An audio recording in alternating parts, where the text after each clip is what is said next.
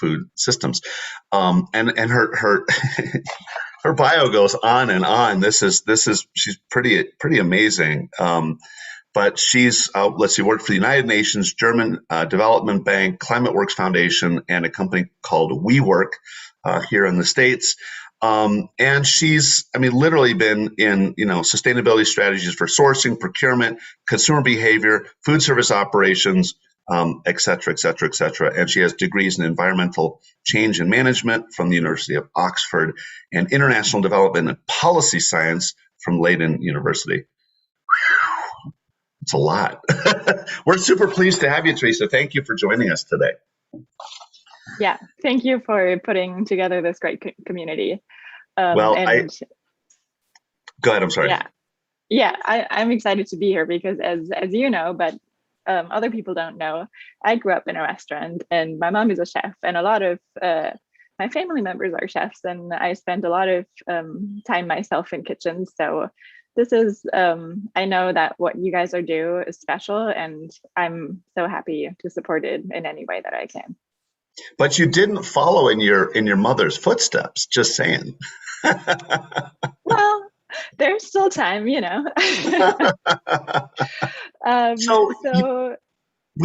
talked a little bit about your mother and about growing up, and if you could just sort of give us a little bit of background in terms of sustainability, because your mother, and you can do a shout out to your mother's restaurant, that's perfectly fine in Germany.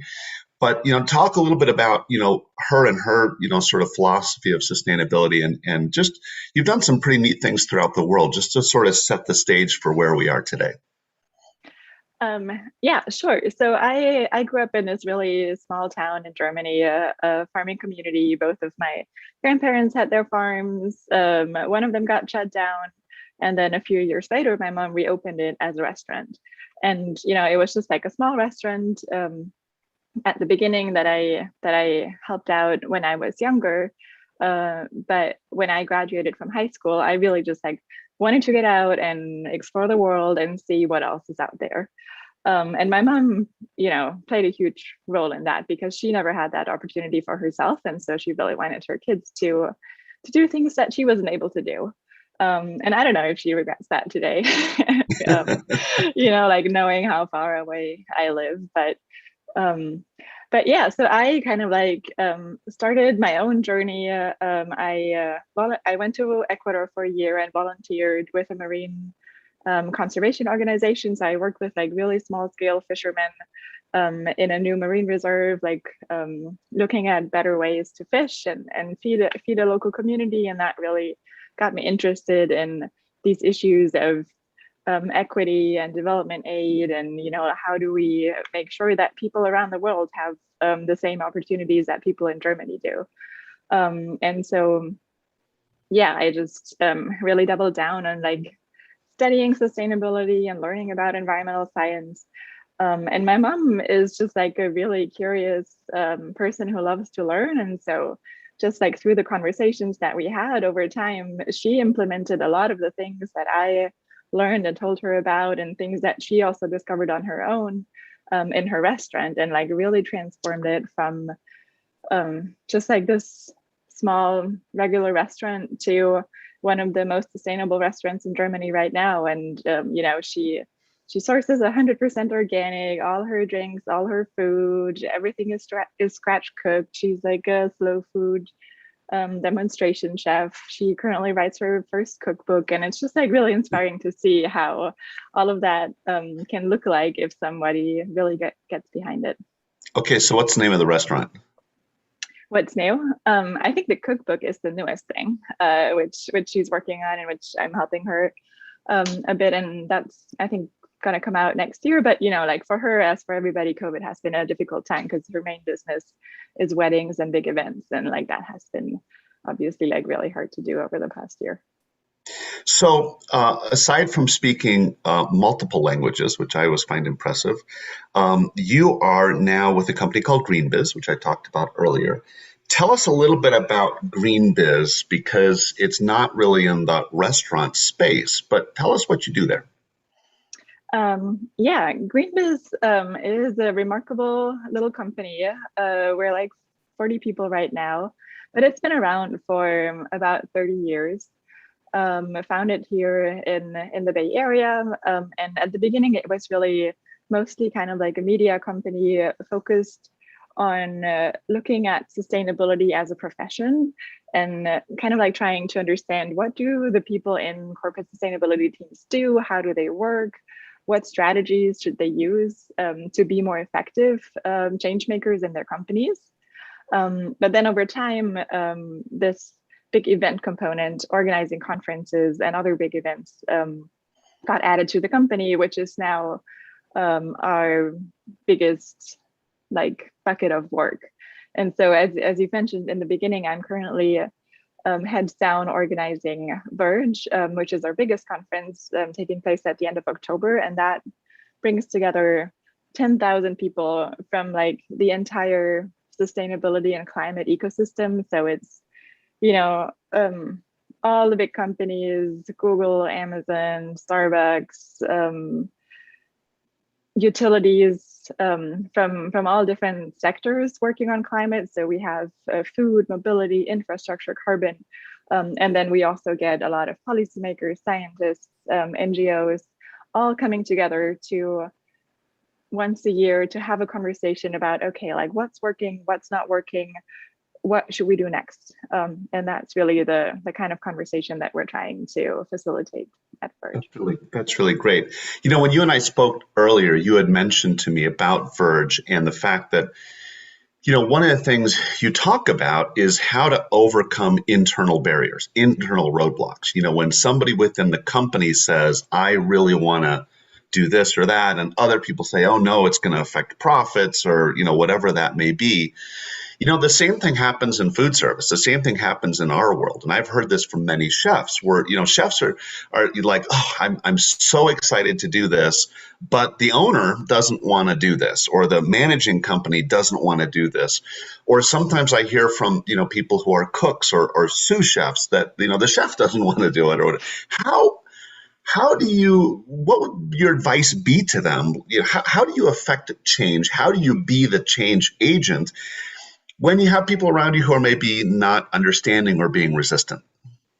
Yeah, that's a tough question to answer, because I think, you know, the real answer really depends on everybody's company and like the situation they are in. But it's something that everybody faces, and I think it's kind of like a trial and error thing where you have to figure out what works in your situation. But I think there are, you know, like a few different ways to approach it. Like one is, and the one that is maybe the most typical one is like, look at what you're like, find a competitor who's doing what you're doing and tell your chef that if you're not doing it, you're falling behind.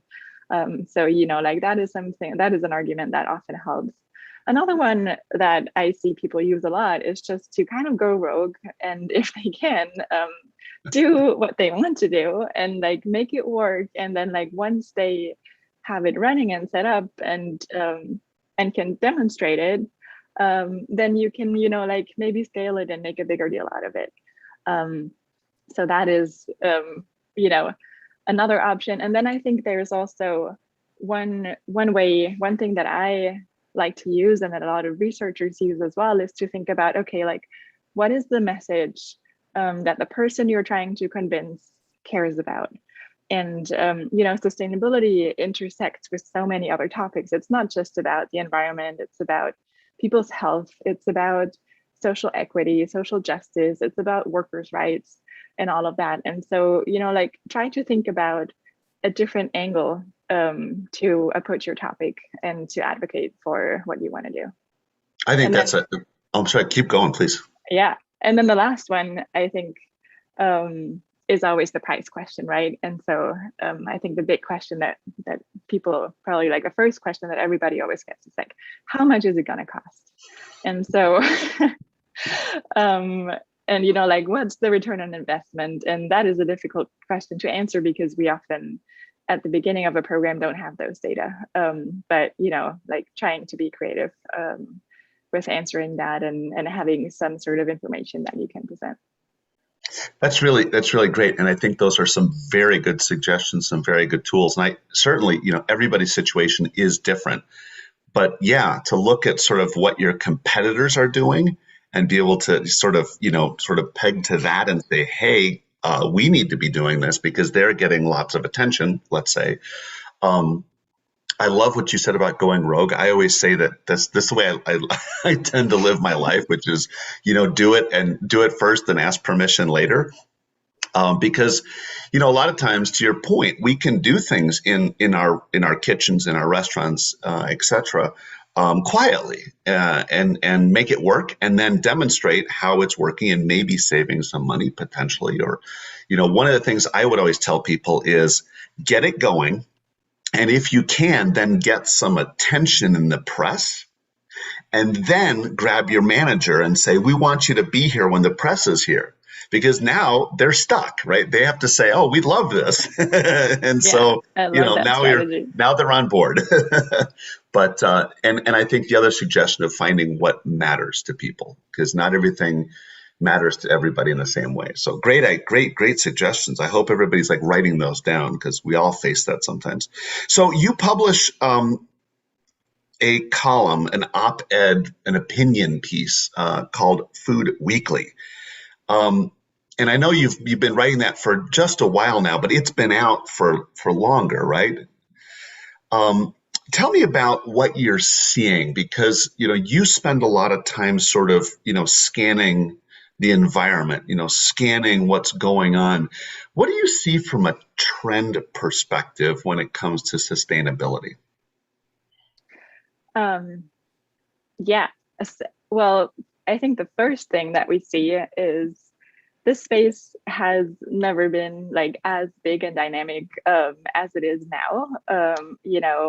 Throughout the past 2 years or so, there has really been an uptick in sustainability work, which manifests in announcements and initiatives and commitments that companies are making. It manifests in like really full job boards right now in terms of sustainability focused jobs in different companies. Like some companies are even having a hard time filling those positions, which has like never been the case. And so that is just like a really exciting development. But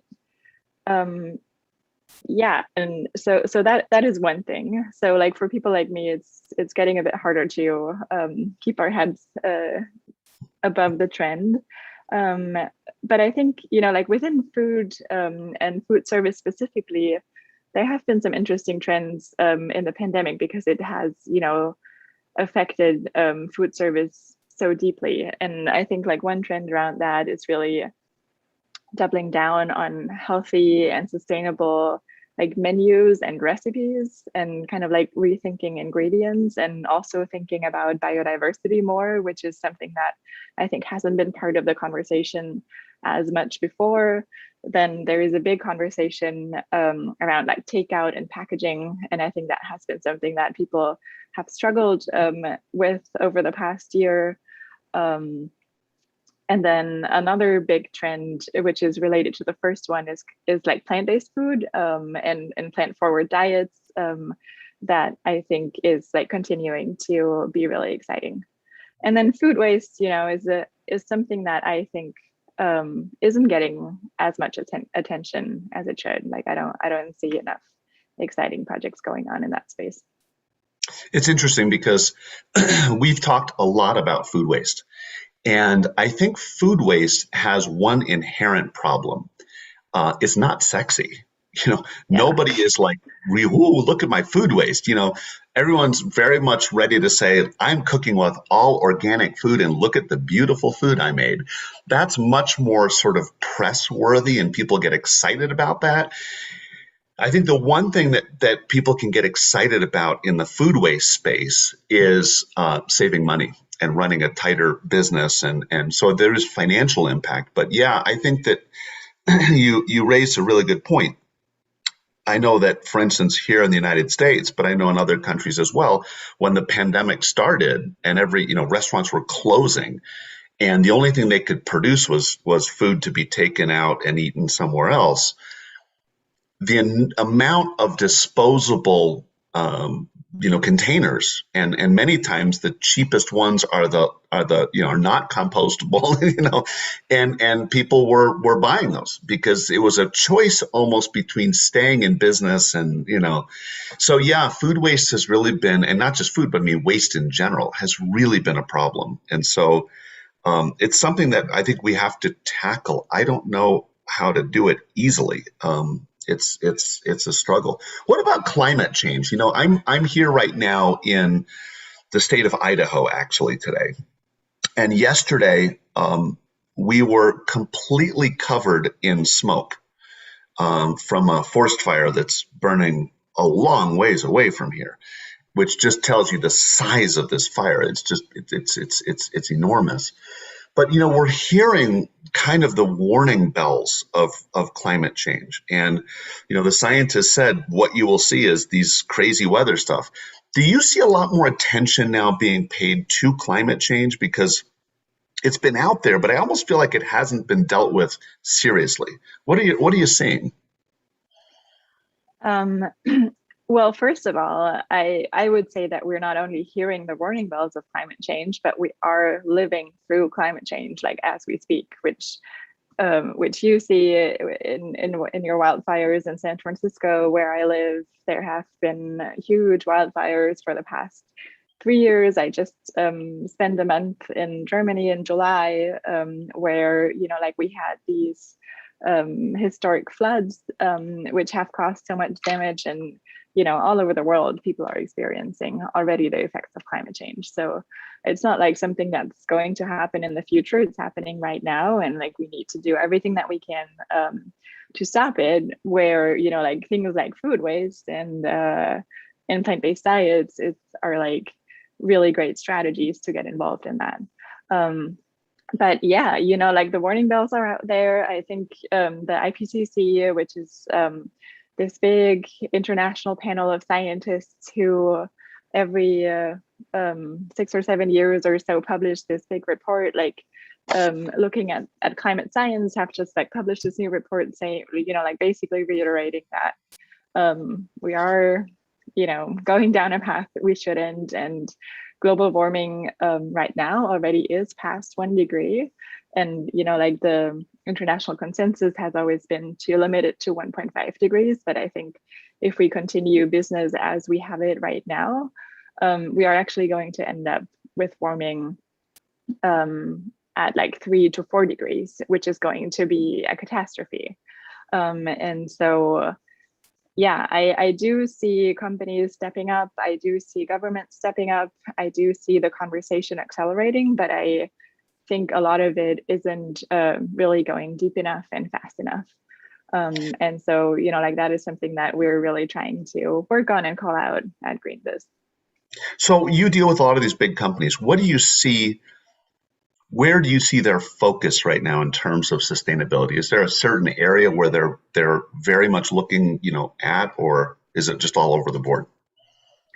Well, this year, the biggest trend has been for big companies to make net zero commitments, and maybe this year and past year. And that basically means that by a certain date, 2030 is a popular date, 2035, some people say 2050, companies pledge that overall their climate emissions are going to be zero. So that incorporates reducing emissions to some extent, and then sequestering, like supporting carbon sequestration for the emissions that they can't get rid of through, reforesting forests in the Amazon or in other parts of the world, investing in regenerative agriculture, investing in technologies that can like suck carbon out of the air in some magical way, or not in an engineering way. It's not magic.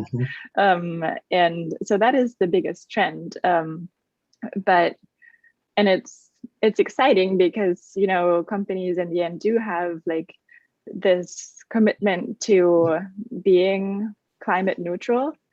And the most progressive companies like Microsoft, for example, they are already pledging to be climate positive. So they say that overall they're going to reduce emissions more than they emit, so that, at the end of their balance sheet, they're going to have a positive impact on the world instead of a negative one. That's really cool. that's really cool. But I think there are a lot of important questions that have to be asked. So, you know, if a company pledges to be climate neutral by 2030, like when are they actually going to start doing that? Like, are they starting to do that now, or are they just like pushing that into the future and continuing, you know, like they're damaging operations right now? And like, when are they going to get started? And then a lot of people are criticizing that too much of the burden is put on carbon sequestration instead of emissions reductions. And that in the end, we might be on a planet where we don't have enough, you know, of these projects that are called offsets that people can, that companies can buy because they haven't reduced their emissions enough. And so that is a tension in the space right now. Very interesting, constantly evolving space. By the way, do you have any hotels, you know, as part of your group of 10,000 who join your conference? I know that's a probably. Yeah. I think all the, what's the big hotel group in Vegas? I should know the name. MGM. MGM. They have been at our conferences, and then we have a lot Great. of the big food service companies, Compass and Sodexo, Bon Appetit, who are all joining as well. That's great to hear because, you know, sometimes those large companies, because they're large, you know, when they get really serious about what they're doing, they can make a big impact. And so kudos to them, and want to be encouraging. By the way, just a quick note here. I'm looking at the chat over here on the side of my screen. There are some really wonderful resources that are being put out there. And a whole, by the way, Theresa, there's a whole discussion about sexy food waste going on. I love that. People are like, no, wait, it is sexy. I agree with you. But anyways, just a couple quick questions, and we're going to open it up here to questions. But, you know, has there been one of your, and we will, by the way, provide the link to your op-ed pieces. Are there any op-ed pieces that, or a piece perhaps that you thought was really like, you know, when you did it, it was like, wow, that one's really great, or really meaningful, or maybe really meaningful for people in the food business? Last week, I interviewed Michael Bacher, who leads the food program at Google, and that was exciting because he's been someone that I, you know, had followed for a while, and I think, you know, Google has been like really leading food service space, food service sustainability specifically, and they are now investing in regenerative agriculture. So really thinking about how can we produce food better, and how can that feed into a healthier ecosystem of food service operations. So that, I think that is an interesting piece to see how he looks at that, and like what is the, you know, like value of Google investing in agriculture. It's kind of like something that you wouldn't think of from the top of your head. And then, you know, one thing that I also care about, and that isn't talked about as much, is the social aspect of it, which like in sustainability jargon, we call it diversity, equity, and inclusion. And so in one of my first pieces that I wrote was looking at the commitments that companies have made, or how they are following up on the statements they put out last year after George Floyd was murdered in the US. You know, like my social media feeds were full of these statements of companies claiming, we care about Black lives matter, we are going to support a more racially just society. And so I wanted to, a year later, see, you know, like what have companies done, and is anything happening? And so that, I think that is an interesting piece as well. So we have to get links to these. Yeah. And the last one I want to mention is a new policy legislative piece that I wrote about in the US, which wants to get more plant-based food to schools. And so I think, you know, like the whole institutional food service space I find really interesting as well, because it is really large quantities of food that get purchased and prepared and eaten in schools and universities and prisons and, you know, other public spaces, and a lot of that food isn't, you know, particularly good or sustainable. And so things are happening there as well. That's a great point. And you know, that's a segment of the food business we don't always think about. But to your point, it's enormous in Yeah. terms of the volume. And very importantly, when we're serving food to younger people, we're also setting them up for a lifetime of eating habits. And so that's, you know, Lynn, we gotta do a whole program on that. Just make a note there, Lynn, please. So, you know, I'm seeing if there are questions that come in, please go ahead and send us your questions in the Q&A box there. We got a couple there, which are more comments. But anyways, I'm going to get to those in a second. But Theresa, one last question from me before we get to a couple of questions. And that is what I ask everybody that we have on this webcast is, give us one thing, give us one piece of advice or one challenge that you would give to all these chefs, literally across the world. What would you want to tell us? I would want to challenge everybody to cook really amazing food without meat. Which, you know, looking at climate and environment is just like one thing that we really, really, really need to do is to eat less meat. And I think that one is really in the power and in the hands of chefs, because people are so suspicious of that and think that vegetarian or vegan food is just boring and terrible. And I think it's up to chefs to make it great and make it sexy, like you said. And so I think that is like an area of innovation that everybody should be working on. I love it. Yes. And we always talk about, excuse me, the power of the white jacket. And, you know, and that's, Theresa, that's a really great point, because when people hear, you know, vegan, vegetarian, whatever, many people, it's like the first thing they think is, oh, you know, do I have to eat that? And the reality is that, you know, is it, you know, we are the ones who make food taste good, right? And so we can make plant-based food taste amazing if we just put our energies there. So two questions here. There's a quick follow-up on what you just said. And the question is, when you say meat, is meat and fish correct? Are you talking about both?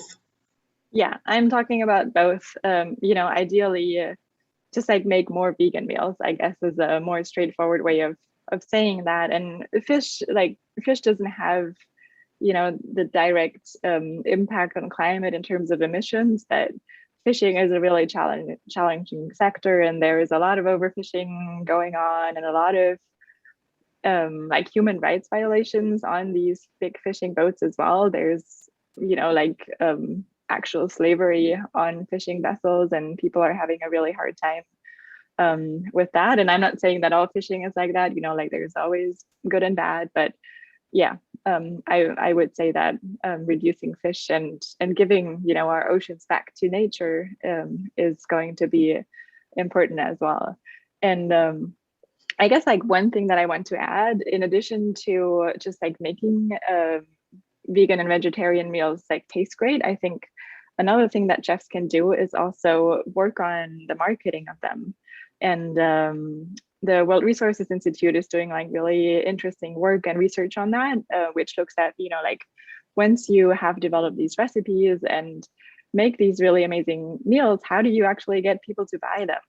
And there is like some really good science on, you know, like what aspects of the meal should you highlight in your menu description. Like, is it that it's more sustainable, that it's healthier, that it's tastier, and like it's really about, you know, taste, like making those meals sound amazing, making them your special of the day, making them the chef's recommendation. And then also the worst thing that people can do is to put them in a separate section on the menu, because Yeah.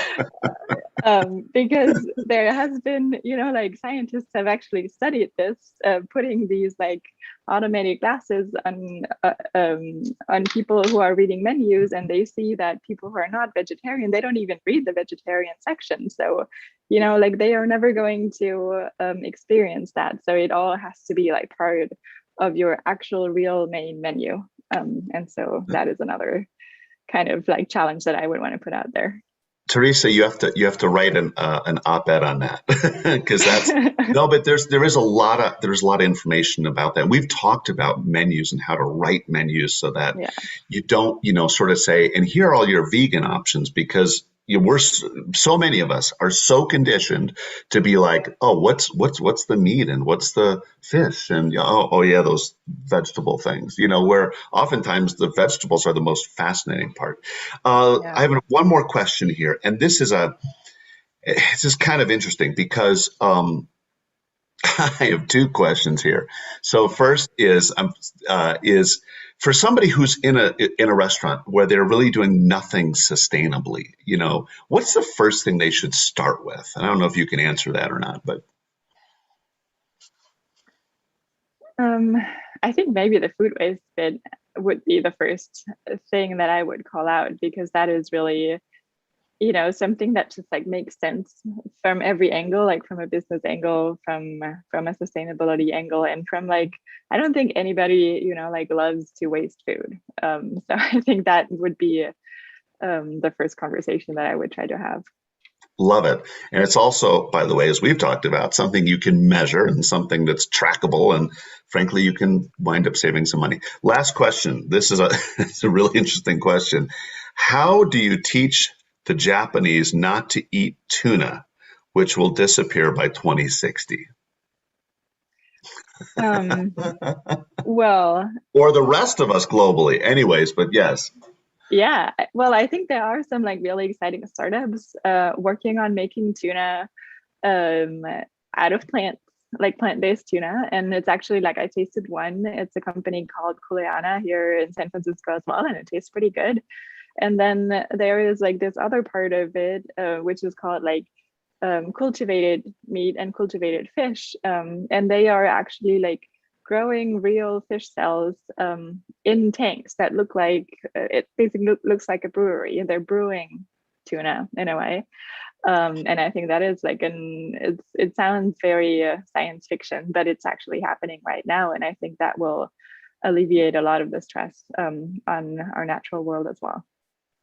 That's interesting. All right. With that, that's another whole thing we have to have, Lynn, is a whole thing on what's called laboratory produced animal protein, which is, yeah, to your point, Theresa, it sounds way out there, but it's coming. Yeah. So anyways, I'm going to wrap things up, but before I do, I'm going to do something. I'm going to ask all of you. I'm going to challenge all of you to do something. And Lynn, who's on vacation, is going to kill me when I say this.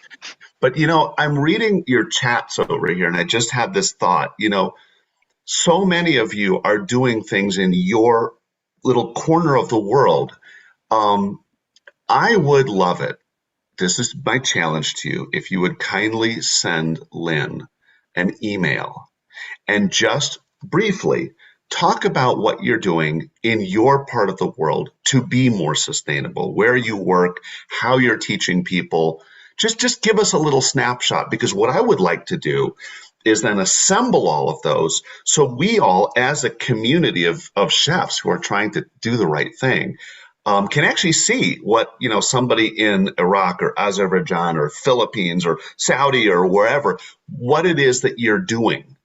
Because I think personally, I get to see all these chats over here. It is such an inspiration to me to see what you're all doing, not to mention that you all take time out of your busy schedules to join us. That keeps me going and makes me really happy with this.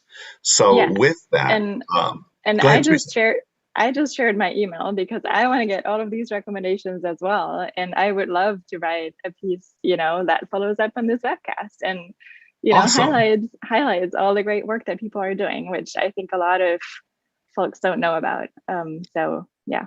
Okay, so guess what, guys? We've had I'm guessing, around 200 people who have joined us today. So would you kindly send Lynn, don't kill me. I can't see her image, but I know what her face looks like right now. Don't kill me. But I'd love to see 200 emails, and just give us just brief. Doesn't have to be long, just a little something, and we're going to share that. So with that, Theresa, thank you for getting up so early in the morning and doing this. You're an inspiration to all of us and to everybody else who's joined us. And of course, Lynn, for making this all happen. Thank you. I look forward to seeing you next month. We have something queued up that's going to be really fun. And have a wonderful morning. Have a wonderful afternoon. And for you guys in Australia, finish that glass of wine and go to bed. Thanks, guys. Yeah. Bye-bye.